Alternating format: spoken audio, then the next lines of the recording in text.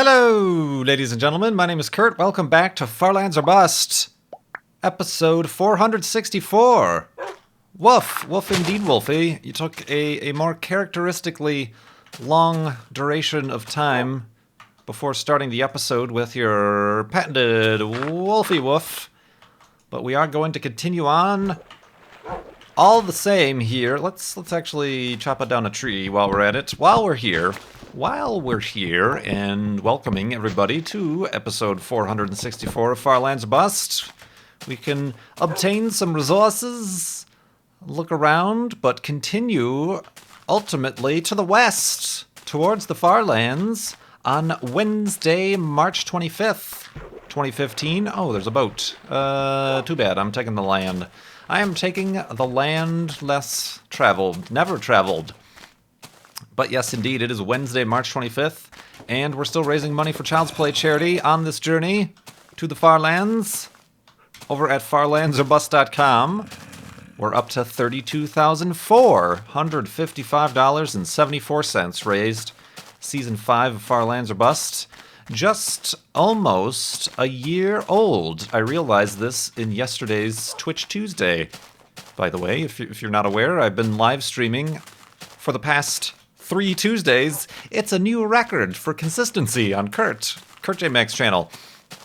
But yeah, on yesterday's Twitch Tuesday, I think I realized that, hey, the 28th is the day that I started Season 5, because I ended Season 4 with the Flobathon on March 1st, and then took a little bit of a break, like a 3-week break from Farlands or Bust, and then started it up again, leaving the 1479940 monument behind on March 28th. And March 28th is indeed yet another anniversary. It is the day we published episode 11, which is the first episode where we left our spawn area way back east near 00 and started haphazardly on our journey to the Farlands.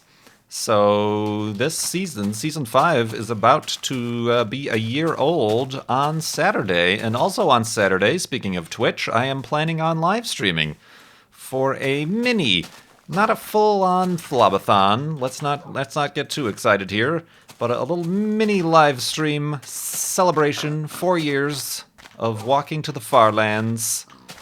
And I'll probably do an episode or so of Farlands or Bust live in front of a live studio audience this Saturday, March 28th, like I said, on twitch.tv/KurtJMac. Then I also suggested yesterday that maybe I'll load up some of my old, original Minecraft worlds, some of which have never seen the light of day on YouTube, kind of have a little bit of a nostalgic trip down Minecraft memory lane. That could be fun. So maybe we'll do that. Show us around, have a little bit of a live stream. Not pressing F3. We do not press F3. We don't press F3, Billy. We don't do that. We don't press F3 until our fundraiser for Child's Play charity, the goal is met. So our goal this season, Season 5, is count them, $50,000. And like I said, we're up to $32,455. So keep on giving at farlandsorbust.com, and the sooner we reach that, the sooner we'll hold the Flobathon, and the sooner we find out how far we have walked over the past year. I'm going to assume it's going to be a pretty significant jump. Season 5 has been by far the most, as far as I remember, even taking into account the month-long hiatus I took to move, the most consistent season of Farlands or Bust. I'll have to look back at it as well, but I think there's even more episodes in Season 5 than there are in Season 4, even though Season 4 lasted almost 2 years. Simply because I set quite the lofty goal for us, and it was only rescued by the Minecraft marathon later on that we were able to reach the $100,000 goal. But we're at $50,000 this season.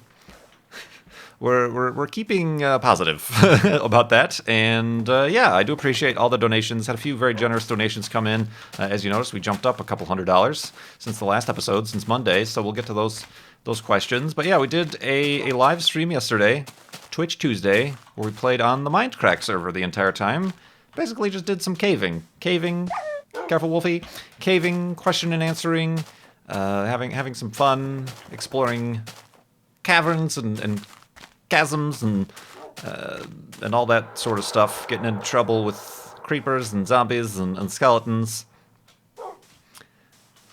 Fun times were had. You missed out. No, I will be uploading that, and I also am due to upload the previous Twitch Tuesdays live stream in Lovely Planet, so look forward to that soon. But yeah, let's continue in our current form, boating to the far lands and answering questions from people who have donated to Child's Play charity. This one from Robert. What started a lot of questions about food still. I suppose it's an important part of life. Everybody has one thing in common. It's that they have to eat. So food, I suppose, is a topic of conversation across all cultures and lands and people. Whoa, and languages. Excuse me. Robert wonders what started your gluten-free journey. It's a journey, not a destination. I worked at a restaurant that serves gluten-free options and have heard a few stories of how it begins. It has begun. But how did you come to that dietary decision? Not so much a dietary decision. It is indeed an allergy. Some people may decide, for whatever reason, that they want to cut out gluten. They think it's healthier or whatever. There really is... Well, no, there scientifically is no benefit to cutting out gluten from your diet. Unless you have an actual allergy.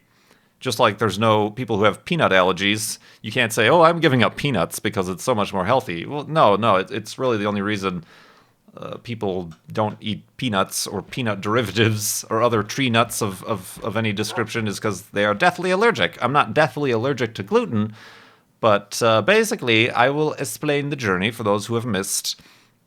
For the longest time, I mean, decades, even well beyond back into high school and stuff, into the crazy times known as the 90s, I remember just very frequently, like regularly, I remember regularly being irregular. That is to say, in the stomach region. That is to say that I had frequent problems that I probably just got used to. Upset stomachs. I have multiple stomachs, by the way. I'm a cow. Upset stomach, and etc. I get choked up thinking about it. Etc., etc. I will spare you the details. But I just kind of assumed it was normal. Either that or maybe, I just ate too much or this, that, or the other. Also was pretty skinny kid. That just might be my body frame, but a lot of times people with gluten allergies end up being underweight or skinny because from the allergy it damages the lining of your intestine, and then you're not able to absorb nutrients from foods because they go right through you, and that tends to lead to underweight and underdevelopment. So maybe not full on like that, but I always remember just constantly on a weekly basis, and then even during college and after college, is on a weekly basis having problems, many problems, and it wasn't until if you go back and watch every single Far Lands or Bust, you can pinpoint the moment that I transitioned from the glutenified KurtJMac to the non-glutenified, because there was a point there where I got really just not sick, like not food poisoning or anything, but just doubled over in pain. It's huge cramps in my stomach and just some serious problems to the point where I stopped eating for like a weekend, just because I felt hungry, but every time I ate, it was like, oh, there are needles trying to claw their way out of my stomach. It's like some sort of alien being birthed out of my chest, but this one was in my stomach. And every time I ate, that kept happening, no matter what. I was trying to have rice and then applesauce, and that was just very problematic. And I lost like how much weight did I lose? Like 15 pounds or something? And like over the weekend, it was bad. It was bad, I say. And just looking around and getting advice, you know, some people say, well, it could be this. I've tried other things. I tried cutting out milk and cheese, and that sort of kind of helped, but I'm still kind of off the dairy a little bit. I had cut out all sodas. Obviously, no gluten in sodas, really, but I cut out all sodas for a couple years, and that kind of helped my overall health and whatnot. But people suggested maybe you should just try cutting out gluten. At the time, I didn't have health insurance, so while possible, going to the doctor was an expense I was not willing to take. So I was just, okay, let's try cutting out gluten, and sure enough, that's what worked. And a new day dawned, a new gluten-free day dawned, just as a new day will dawn here in Far Lands or Bust in the morning.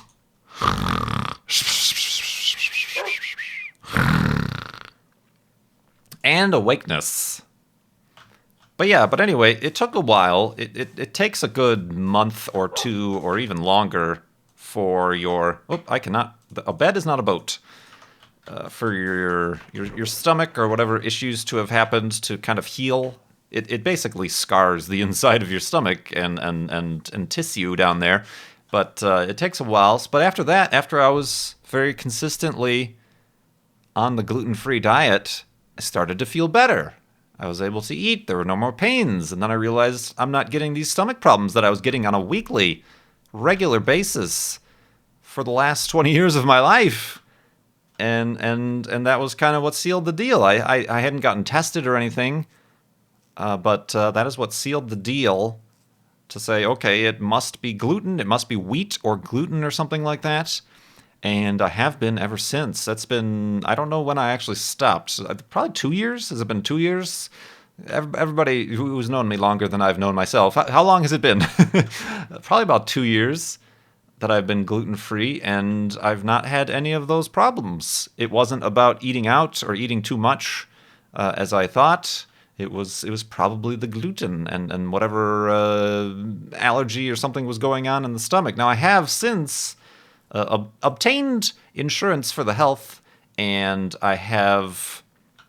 I did get blood tests done. The problem with getting verified to have like full-blown celiac disease, which is like the full-on medically recognized allergy to gluten, is that you have to be eating gluten like for a month, and you have to be having the effects and the reactions in order to get actually tested and say, yes, this is what it is. I don't feel willing to do that. Basically, my doctor said, if you found that you feel a lot better and the problems are gone since you've gone gluten-free, then keep doing that. You know, there's no reason to need to get completely verified unless you really want to go through the problems of re-glutening yourself.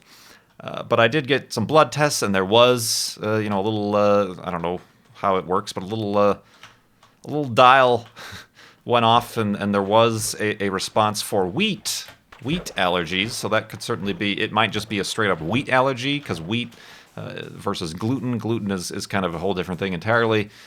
Look it up. Just look it up. You'll get more informed than I could ever possibly let you know about. But yeah, that's how it's gone. That is how it's gone indeed. And yeah, so it is actually, it's not just like a dietary choice. Like I said, there's really no specific benefit if you're not legitimately actually allergic or having reactions to gluten to go gluten-free. In fact, it could harm you because a lot of the stuff that contains gluten, your grains, your wheats, your sort of that dietary part of the pyramid, you cut that out and you end up losing out on a bunch of other vitamins and other nutrients that you have to kind of supplement yourself with somehow, so it actually could be detrimental. And then there is studies showing that if you cut out gluten without having the allergy, you could actually give yourself the allergy, because then suddenly you can go back on gluten and your body's like, what's all this stuff? Bleh. hurl and spew forth from every orifice. Oh, Wolfie knows. Wolfie's gluten-free. But yeah, that is how that journey began. I'm afraid it's not a pretty sight, but it happened, and I'm doing all right. The only thing that really, you said you worked at a restaurant. The only thing that really becomes a problem, I get questions. Oh, aren't you just tempted to eat this, that, or the other? I'm like, no, not really. But the only problems that do arise are restaurants. I very much need to plan ahead before going out to a restaurant, either by checking the menu or reviews. There are websites out there for people who suffer from celiac disease, that all these forums and stuff that check different foods and restaurants, or even to the extent of calling ahead, just because there are some restaurants that have actually taken it upon themselves. A really cool one is, I'm not sure if you have in your area, a California Pizza Kitchen. They've actually gone above and beyond, and they have, certified by some celiac disease foundation certain gluten-free pizzas that they make in a separate area of their restaurant and, on separate equipment. The problem with sometimes going to a restaurant and they say, this is a gluten-free ingredient. It's true, but if it's back there and on the same grill as actual wheat buns, or even, a lot of people say, French fries, just order the French fries. The French fries will be fine. Well, a lot of restaurants use the same fryer as where they put their onion rings, their breaded chicken breasts, or whatever on the same equipment as their French fries. So you always got to make sure, I can order a burger at a place with a gluten-free bun. Oh, French fries with that? Well, are your French fries gluten-free? Are they on a shared fryer, or are they separate? A lot of them places are starting to do their stuff separately to keep that in mind. But yeah, that's the only time where it really becomes complicated.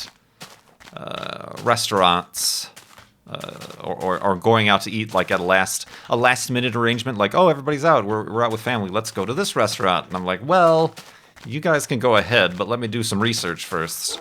But otherwise, not too shabby of a way that's turned out. Another food question from Shasta. What do you think of lab-grown meat? Would you ever eat it if you could? I can't say I am knowledgeable about the lab-grown meat, other than the kind of sensationalist news headlines that you see about it. Ooh, researchers do this, that, or the other in the lab. But it's all Petri dish stuff. I don't think it's not verifiable. It's not some sort of mass-produced thing yet. I don't know what I think about it. Would I try it? I suppose, if there's no difference to it from real meat. But I certainly don't see a market in the market. It's probably cheaper, unfortunately, to have an actual animal's meat than it is to grow meat in the lab. And or the Meat Producers of America Association have done a good job of squelching and suppressing that technology so that they may remain on top of the market. Who knows? Conspiracy theories. So who knows? Would I try it? I would try it, I suppose. But I can't foresee a situation where that would then become something readily available on your store shelves too soon. I mean, I've had vegetarian meatless meat, little meat crumbles and things. Like I said, I did find locally a really cool vegan place that, tofu stuff and non-meat stuff, and I do respect and recognize people who do decide to be vegetarian or vegan or whatever. Maybe that's something I could possibly try, and it's something that I can applaud, but I unfortunately right now I do not have the wherewithal to attempt such a thing. I suppose I do. I'm just making excuses. Stop making excuses, man. But regardless, thank you very much for those donations and those food-based questions. Food-based questions. You can eat those questions. They're a substitute for nutrition. Let's see here. Nano Carl. what do you have? Oh, I'm sorry. Do you have, rather, thoughts on the prospect of humans becoming a multi-planet species? Will good old Earth eventually no longer cut it? I don't think that's the case. That, like, suddenly Earth will become uninhabitable. Slowly, over centuries and centuries of time, it could very well be uninhabitable and or get to the state where we are out and or running out or have limited remaining natural resources left, which is why it's a good idea to think of alternative resources, renewable resources, versus the non-so-renewable, ones that we're expelling and burning into the atmosphere right now. So I think a lot of thought should be put into preserving the planet that we have now, because it very well certainly can support us as well as all the aminals of the world and other species for as long as humans could foresee, but only if they're responsible about it. So yeah, there is kind of there's a couple of ways to look at space exploration, which I guess is what you're getting at. There is the, oh my God, Earth is going to go away. We need to find a second home. We need to find a life raft. Or there is the exploration for exploration's sake, which is probably the boat, the camp I'm in a little bit more of, is that, we don't need to go to Mars because we need to find a new home and colonize and live there and terraform it. But we need to go there because that's what we do. We explore. We want to learn. We, in turn, in finding out about Mars or any other planet or asteroid or space exploration or Europa or anywhere, Jupiter, Titan, whatever, is that we end up being able to learn more about our planet and hopefully better preserve it and get better scale of our importance and or lack of importance and or the effect we have on this little blue marble upon which we stand. Very poetic. Speaking of poetics, this has nothing to do with that, but let's go to sleep and continue in the morning.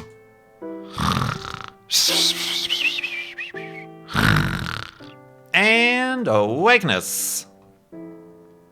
Zobbles. Oh, that's gonna hurt. Yep. Let's go over. Oh, look at this. I like it. I like this a lot. Oh, there's some waterfalls and stuff. Neat. So yeah, there's a couple of camps that you can fall in, and I can't quite say I agree with the viewpoint that we need to colonize other planets because this planet, that's a little bit too, it just seems like passing the blame almost. Or like, oh, we're done with this trash pile, let's throw it away. It's kind of the Wall-E, that movie where it was kind of like there's just so much junk, so the humans up and left because that was all that they could gain from this planet. So yeah, we're still incredibly small compared to the size of our planet, and there's a lot better ways we could be using what's here. So I don't feel like it's a necessity at all. Even if it was a necessity, there is nowhere in our solar system where we could all go and just say, let's start here now. I'm a little bit dubious about the terraforming of Mars theories, and other than Mars, what are we gonna go to Venus?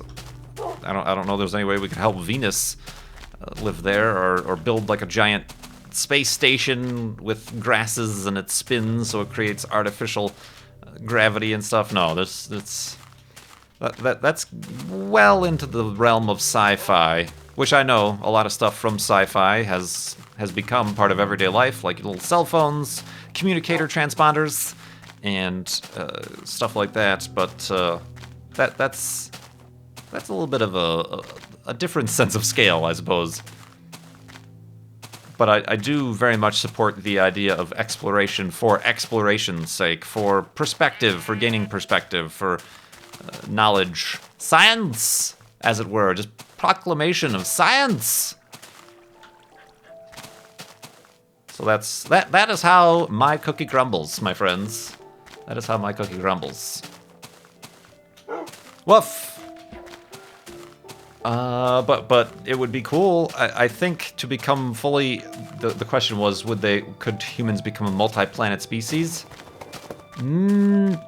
Maybe, but in the very, very long-term sense, and in the very, very sense that we could become a multi-solar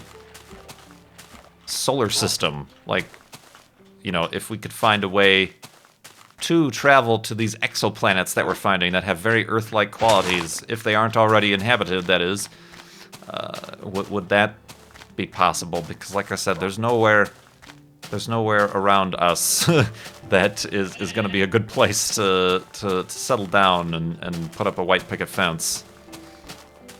I am afraid, my friends. I am afraid. Let's see. What?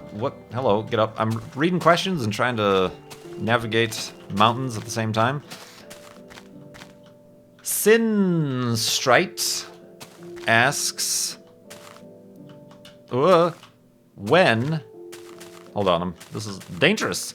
When you decided to go east in order to reach the donation goal, did you expect to get a 3-to-1 like to dislike ratio on your video? No. I've pretty much forgotten about the like bar and dislike bar, just because the majority of viewers seem to forget about it. So it really, other than the fact that, yes, if I was to stand up and say, come on guys, let's get 5,000 likes on this video, I know that would affect my search results, kind of a way to game the system in YouTube, and then in turn would get more views, which then snowballs and gets more views and gets more likes and gets more views and gets more likes and blah, blah, blah, blah, blah, higher up on the YouTube search results. But I don't feel like doing that, and maybe I should. Maybe that would be a wise business decision. I don't know.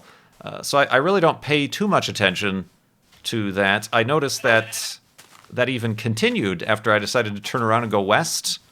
People would just load up the video, or not even load up the video, and just click dislike. So it is a very gut reaction that people have, I guess. Not so much that they genuinely like or dislike the video. It's just they want their opinion to be heard, and this is the lever upon which they feel it becomes heard. So yeah, no, I didn't expect a lot of that. Because a lot of the initial response when I pitched the ideas at PAX South to the Mindcrack guys, everybody seemed to have thought that was a really cool idea. And they still did, and there were still a lot of fans who thought it was a cool idea and really liked the little twist there. So I'm like, this is a pretty cool idea. It's not that bad. It'll get some attention. It certainly raised a lot more money for Child's Play charity. That was a good thing. And but yeah, I guess there are, not to put too damp of a towel on it. What?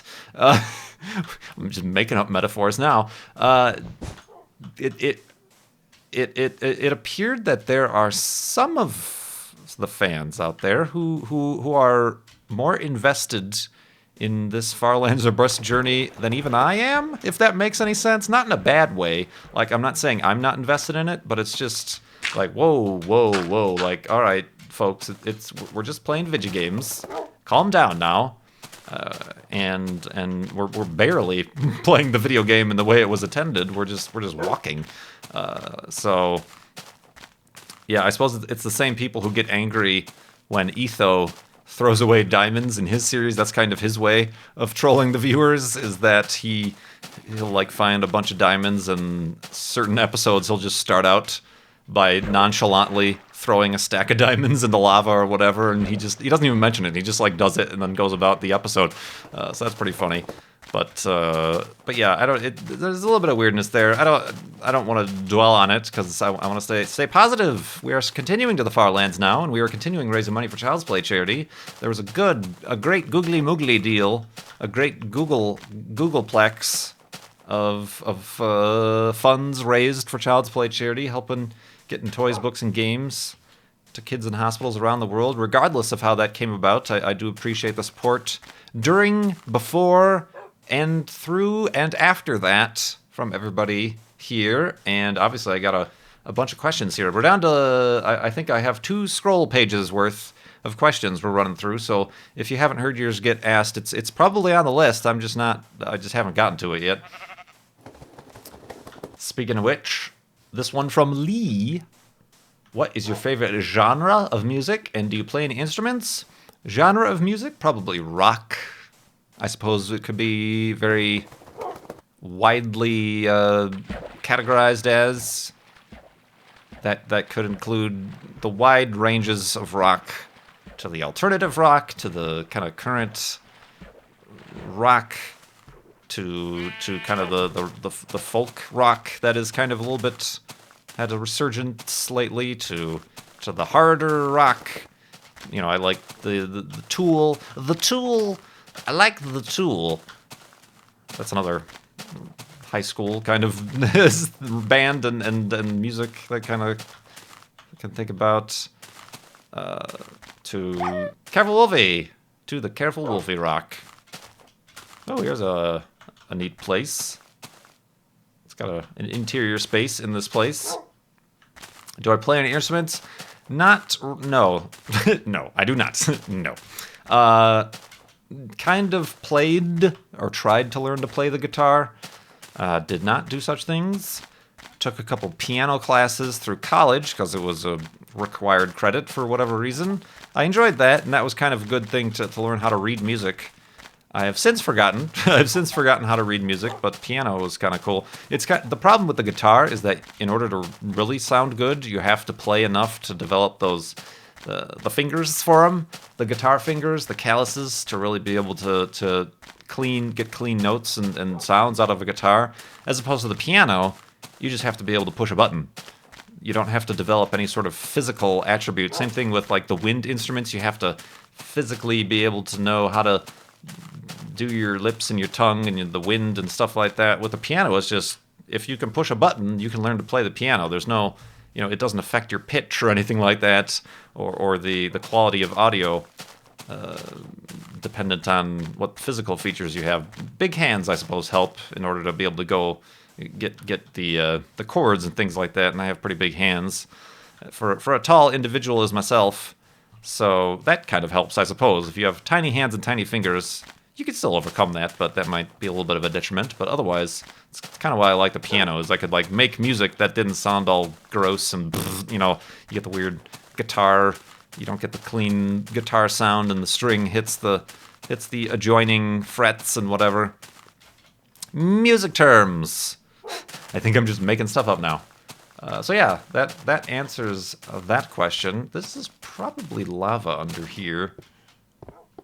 Oh, it certainly is. Yep, let's just do that. That is not where we're going to be building the hidey hole, quite clearly. Let's build it over here. Yes, right here, I think. I do declare this shall be henceforth known as the final hidey hole of episode 464. If Wolfie would come on board, that would be much appreciated. Wolfie, there we go. Hey, no, not that. Marge grumble. Come on, there we go. Up. Sit. Good job. All right, let's go and do that, as well as dig in here for the night. We appreciate everybody watching and hopefully enjoying this episode of Farlands Busts. FarlandsBust.com is where you can continue donating to Child's Play charity. This Saturday, I will decide on times for this Saturday's live stream. 4 years of Walking to the Farlands. A live stream with KurtJMac. On this Saturday, the 28th, probably the Twitch Tuesday live streams have been a little bit late in the day for a lot of people. So I'll probably be thinking of a more midday, maybe like, what are the Eastern times we're looking at? I don't know. In the mid-afternoon, maybe, Eastern time. That way it's good evening for those of you in the European countries, but then still midday. It's a Saturday. You don't work. Just make arrangements if you would like to join us for that. That'd be much appreciated. Hopefully we can have some fun with that. A little bit of a mini flobathon. No pressing of F3. No crazy. I'm not really inviting a bunch of people. Maybe, I don't know, maybe I'll find Maybe we could play some bingo with Brian or something else we'll figure out with some of the mind crackers or whatever, but not make it a huge deal about it. Just kind of like an extra live stream for the week as opposed to Twitch Tuesday. And yeah. Right, Wolfie? Right. Thank you so much for watching. My name is Kurt. There we go. I will see you next time.